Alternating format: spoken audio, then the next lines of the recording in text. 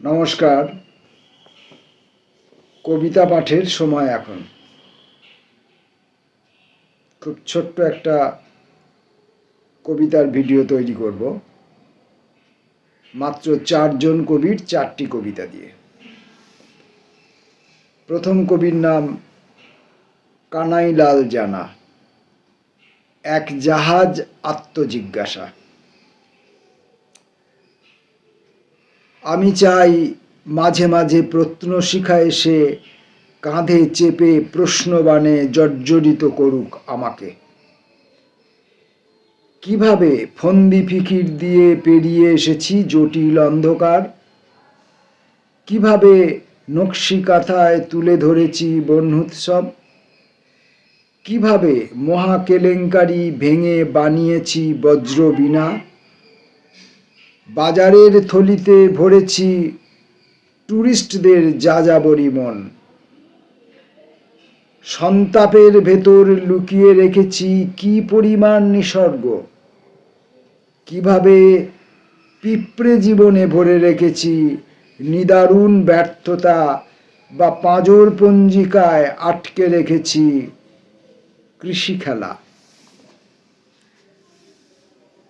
মাঝে মাঝে আমার ভবিষ্যৎ প্রশ্ন করুক, শেষ পর্যন্ত নৌকোবিলাস পৌঁছবে কোন অন্তঃপুরে, কতটা রোদ্দুরে ভিজলে ভালোবাসা পরিণত হবে শিলালিপিতে, কতটা ব্যাকুল হলে পাগল ঝোড়া যায় মধুপুর, সংলাপের মধ্যে কতটা পৌরুষ মেশালে বানানো যায় স্থাপত্য প্রদর্শনের মিনার,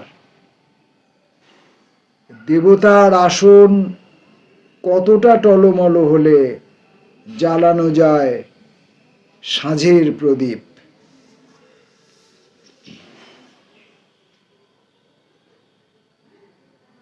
পরবর্তী কবি বিকাশ গায়েন, মঠ।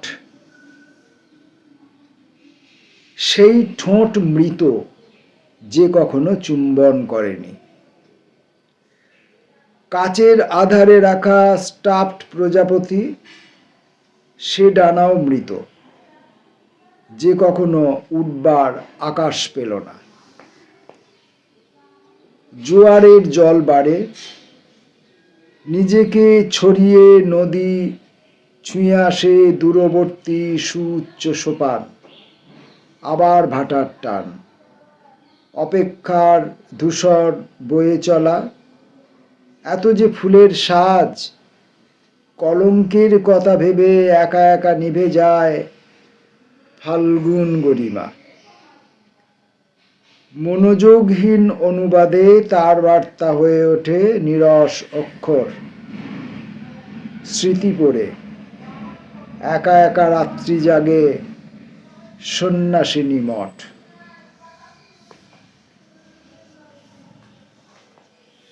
পরের কবি ঋত্বিক ত্রিপাঠী, দিনলিপি। সময় ভেঙে নেমে আসছে স্রোত, স্রোত জলমুখী।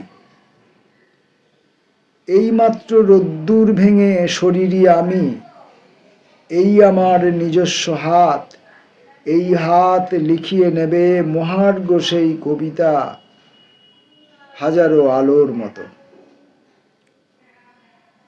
এই আলোই কি নিয়ে গিয়েছিল জলের কাছে চুপি চুপি আত্মসমর্পণ।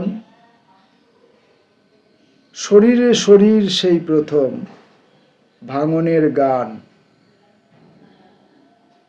আশ্চর্য সেই জন্মকাল চমকে ওঠার আত্মগোপন। তা হোক, তবুও তো সময় অনুসারী। আর আজকের শেষ কবিতাটি কবি সুদীপ্ত মাঝি, জাদুকর। গভীর গানের সুরে অদৃশ্য বসে থাকে ম্যানড্রেক একা, লুকোনো টেক্কার মতো তার হাতে রুদ্ধশ্বাস তাস রাখা থাকে। কোন চালে কিস্তিমাত এইসব বোঝার আগেই শ্রোতার শরীরে এক শীর্ণ দংশন শুরু হয়। একটু একটু করে মুহ্যমান হয়ে ওঠে তার ধ্রুবতারা।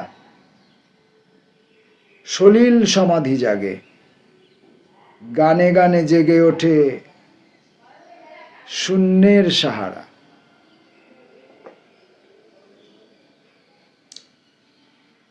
নমস্কার।